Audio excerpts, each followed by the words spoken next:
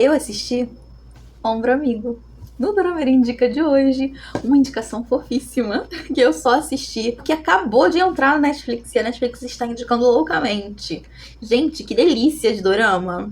Eu confesso que eu já tinha visto, na verdade acho que no dia que entrou, 2 dias depois, não lembro direito, eu vi o anúncio de Ombro Amigo. Mas assim, eu olhei o nome, não me deu vontade. Só que eu li a sinopse, a Netflix tá indicando loucamente, porque entrou agora. E eu falei, tô aqui. Eu já falei pra vocês que eu tô numa ressaca braba de dorama. Eu começo 7, 8 doramas, assisto um ou não assisto nenhum. Eu falei, eu vou tentar, né? Vai que não é tão ruim. Só que na minha mente ele era ruim. Por quê? Não sei, fonte vozes da minha cabeça. Na minha mente ele ponto era ruim e acabou o assunto. Gente, que delícia. Primeiro que o nosso prota é um fofo, uma gracinha. E ele é diferente, né? Ele é um prota, né? Você olha, não é coreano. É. E aí a nossa prota também, gente, ela é da pá virada, divertidíssima. E eu falei, por que não? E assisti. Eu assisti bem rapidinho, acho que assisti em 2, 3 dias. Eu tô assistindo as coisas mais espaçadas, porque como eu falei, eu realmente tô ainda com dificuldade pra engajar nas coisas. E mesmo eu tendo gostado muito da história, eu também tô meio ocupada com as coisas do aniversário da Ana. E aí, falei, vou assistir. Ele não tem dublado, é só legendado. Eu não me lembro, mas eu acho que são 24 episódios. Vou deixar aqui a quantidade de episódios pra vocês. Ele está na Netflix atualmente, porém ele não é um original Netflix. Então, eu creio que vocês encontram ele no Viki ou nas fansubs. Eu gostei, eu acho que o enredo em si, ele não é mais do mesmo, mais do que a gente tá acostumado quando se trata de um dorama assim, meio época de faculdade, tá? Não é um college, é uma época de faculdade aqui que a gente tem. Mas vamos à sinopse. Basicamente, a gente tem duas pessoas que estavam e acabam estando repetidas vezes no mesmo ciclo de amizade, porém não se conheciam. Ele, né, o nosso prota, ele mora, né, vive, ele dorme no mesmo quarto, não só no dormitório, mas no mesmo quarto, que o melhor amigo da nossa prota. Mas eles não se conheciam. A nossa prota, ela tem uma apaixonite muitíssimo antiga e muitíssimo mal resolvida pelo melhor amigo dela, que é de vida toda, sabe? Eles estudaram juntos, então é de muitos anos. E ela cultiva esse sentimento, que é um sentimento até bonito quando você, né, acaba entendendo a história, mas que a gente fica muito tempo sem entender se é recíproco, se for recíproco, por que nunca fluiu, qual o maior empecilho, e acima de tudo a gente vê repetidas vezes, e isso me remeteu muito ao Amor Mora ao Lado, que eu vi ao mesmo tempo, o quanto as pessoas se prendem a isso é a minha amizade da vida, eu não posso mexer nisso. As pessoas, elas nicham tanto as coisas que elas acabam meio que sofrendo pra não ver outra pessoa sofrer, ou pra não tentar mesmo, que é uma coisa meio doida. E a gente tem muito isso aqui. Só que assim, desde o início a gente consegue reparar. Eu, antes de ver o dorama, eu já tinha visto que ela gostava do menino, do melhor amigo dela. Na minha cabeça já estava muito bem determinado. Tanto que quando eu li Ombro Amigo, eu pensei, será que a prota fica com o melhor amigo dela? Mas aí, quando eu fui olhar a capa, eu vi que era outro menino. E aí, vamos lá. Basicamente, a nossa prota, ela tá tentando ali um primeiro estágio, um primeiro emprego da vida. Ela faz faculdade. Ela faz faculdade de finanças, alguma coisa assim, matemática, alguma coisa assim. E ele é um gênio ali, dos negócios da física, o bofe é inteligentíssimo. Eu adoro quando o bofe é inteligente. Eu gosto mais, me divirto mais quando o bofe é inteligente do que quando a menina é inteligente. Não sei explicar por quê. E aí, o enredo é, eles vão acabar morando juntos. Eu não vou contar como, porque senão eu achei as cenas deles indo morar juntos muito legais e tal, eles se encontrando pela primeira vez. E eles acabam morando juntos ali, né? Eles acabam indo parar no mesmo apartamento. E a gente vê que eles se esbarram, eles se encontram meio que acidentalmente pela primeira vez. Tem uma troca de mochilas que gera uma cena divertida dele com um absorvente no meio de uma sala e perdendo a oportunidade de fazer uma prova importante por conta de um pacote de absorvente.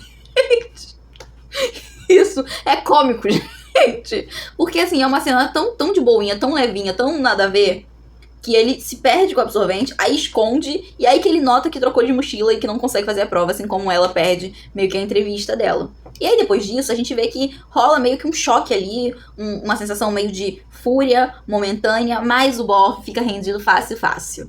Ele vê que ela realmente é uma menina diferente, porque aqui eu acho que eu arrisco dizer que é uma prota college muito, muito diferente. Né? É uma prota de faculdade muito diferente das que a gente tá acostumado a ver. Não tem nada a ver com a menina bobinha, iludida. Não, ela é muito descontraída, ela é muito divertida, ela é muito leve. Ela que incita a maioria das coisas mais, assim, diferentes pra serem feitas, ela não tem muito vergonha e não tem muito filtro também. E isso é muito legal, ela não é, sabe, aquela pessoa toda recatada e inofensiva. Não, ela não quer dizer também que ela é uma pessoa extremamente pra frente aí, né, como a gente vê do lado de cada mundo. Não, mas ela não é aquela mocinha pobre coitada, sabe? Água com açúcar que a gente tá acostumado, e eu achei isso muito legal. A última mocinha de faculdade que eu tinha gostado muito foi de Kimbuksu, foi a Kimbuksu, né, de A Fada do Levantamento de Peso. Eu ainda vou indicar pra vocês, é um dos meus doramas, eu acho que é o meu dorama de faculdade favorito da vida. Ele é uma delícia de assistir, e ela tinha sido a minha última prota desse estilo, que eu tinha me encantado. E essa eu gostei muito, eu acho ela muito divertida e muito leve de viver, sabe, de ver. A gente tem o núcleo de amizade dela, a gente tem o núcleo de amizade dele. No núcleo de amizade dela, a gente tem uma menina que é extremamente namoradeira, que é muito legal. Eu também já vi ela em muitos outros doramas nesse mesmo estilo. Sempre como amiga, tadinha, sempre como amiga.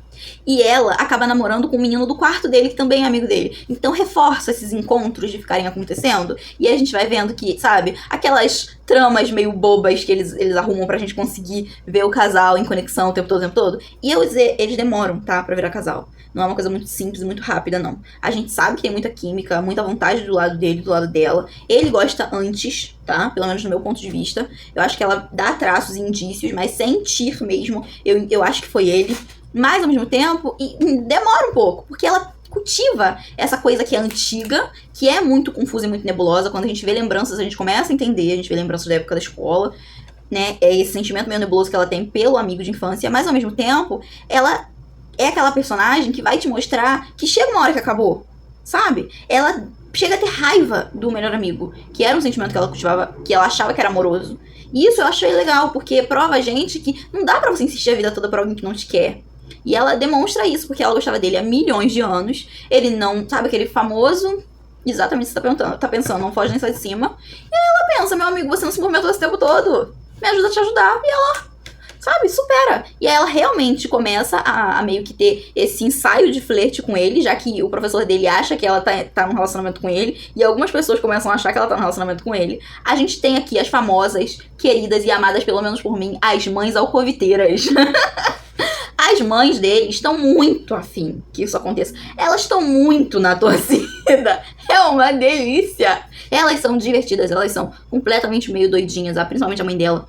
E aí elas estão querendo muito, entendeu? A mãe dele quer casar ele, a mãe dela quer muito casar ela. Mas aí a gente vai vendo a evolução. Ela numa empresa, ele tem um intercâmbio, eles se apaixonam, eles têm um relacionamento. E eu vou dizer aqui, dar um salve alerta a vocês, que eu acho que foi a primeira vez num dorama que eu vi que as coisas não são só mágicas.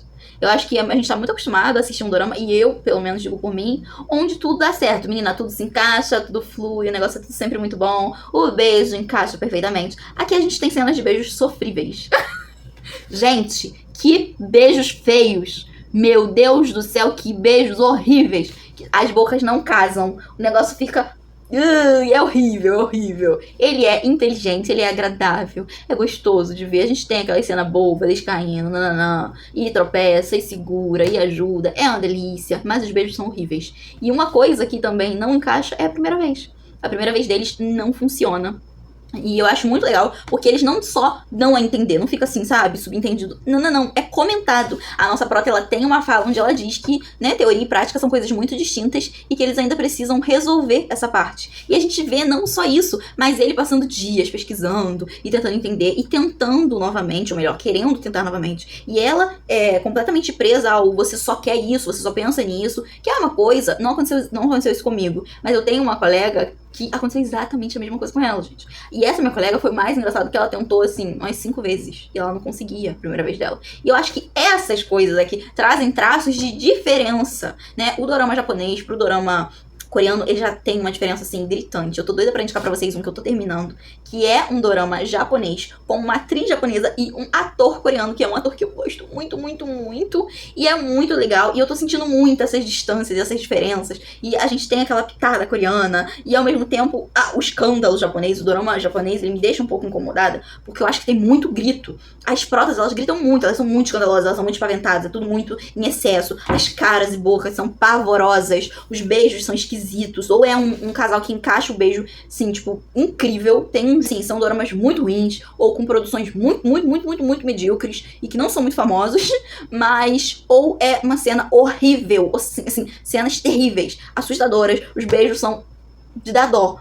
Então, eu tô gostando muito dessa mistura desse dorama que eu tô assistindo atualmente. Vou deixar pra vocês aqui, que tá na Netflix, mas eu esqueci o nome. Mas aqui a gente tem um completo oposto. Você se prende ao dorama, porque eu assisti ele todinho. Eu não dropei, porque eu pensei, depois do primeiro beijo eu pensei, gente, vai dar pra mim não. Mas a história te faz querer ficar, sabe? Eu gostei muito da Prota, mas o Prota, ele tem esse sentimento que é gostoso de você estar ali vendo. De você estar ali sentindo que ele tem esse sentimento. Ele quer abandonar o intercâmbio por ela, e ele vê que ela passa ali pelas etapas do luto, enquanto ele vai pro intercâmbio, né? E é muito legal porque a mãe dela tem o cuidado de ligar pra ele e avisar que ela vai passar por isso, que ela vai agir dessa forma, que ela vai se incomodar muito, ou que ela não vai se incomodar nada, e que alguma hora ela vai desavar. E eu achei, assim, que é de uma cena, assim, tão diferente. E aí ele presta atenção, ele é um prota super atencioso, que delicinha. E ele presta atenção no que a sogra, né, fala, e ele nota. E aí a gente vê, né, os pedacinhos dela agindo de uma forma, e a mãe falando que ela ia agir daquela forma. Aí ela agindo de outra forma. E quando ela desaba, ele tem que manter-se firme pra deixar ela ir, porque ela precisa ir embora e ele precisa pegar um avião. E aí quando ela vai embora, e ele encontra com o professor dele, e ele chora. E a gente vê ele lá. E tem o casamento, como a maioria desses doramas. O pedido é uma coisa meio aérea, mas eu acho que além do pedido, aqui a gente tem a escolha. Eu acho que esse dorama fala muito sobre isso. Ele sempre escolheu ela. Ele escolheu ela e defendeu a sua escolha para o melhor amigo dela. Depois que ele descobre que o melhor amigo dela tem ali, talvez, alguma coisa por ela, um sentimento, ou é uma coisa nebulosa, você vai ter que assistir para ter certeza. A gente vê ele escolher ela perante a família. A gente vê, não só a família dele, mas também a família dela. A gente vê ele escolher ela a quem ali de trabalho. A gente vê ele escolher ela ao casar com ela. Ao casar com ela em um outro país distante, de uma forma diferente. E escolher tá ali. Escolher dizer o sim. E aí, na hora do casamento, é uma das cenas que eu mais gostei. É ela pensar. A gente tem ali um tempo de memórias, onde ela nota o que a gente nota assistindo devagarinho. Que ele sempre a escolheu. E aí o sim dela é o sim mais sincero e gostoso que a gente pode ter. Então com certeza tem o selinho de qualidade. Não vão pelos beijos, porque não vai estar tendo. Não tem um que se salve, menina. Tem um outro selinho que é menos sofrível do que do que os beijos. Porém, entretanto, todavia, entanto, nenhum é bom. Mas a gente tem uma história bem gostosinha pra assistir. Tem sim. Então vai e assiste Mulher Ombro Amigo. A gente não tem só a escolha do nosso prota. A gente tem o casal secundário provando pra gente que relacionamento é escolha também. E a gente tem eles no futuro. Os que se deram bem, os que foram bem sucedidos. E o que eles não quiserem investir, apagaram da existência. Mas é bem agradável. Então tem meu selinho de qualidade. Assista Ombro Amigo na Netflix.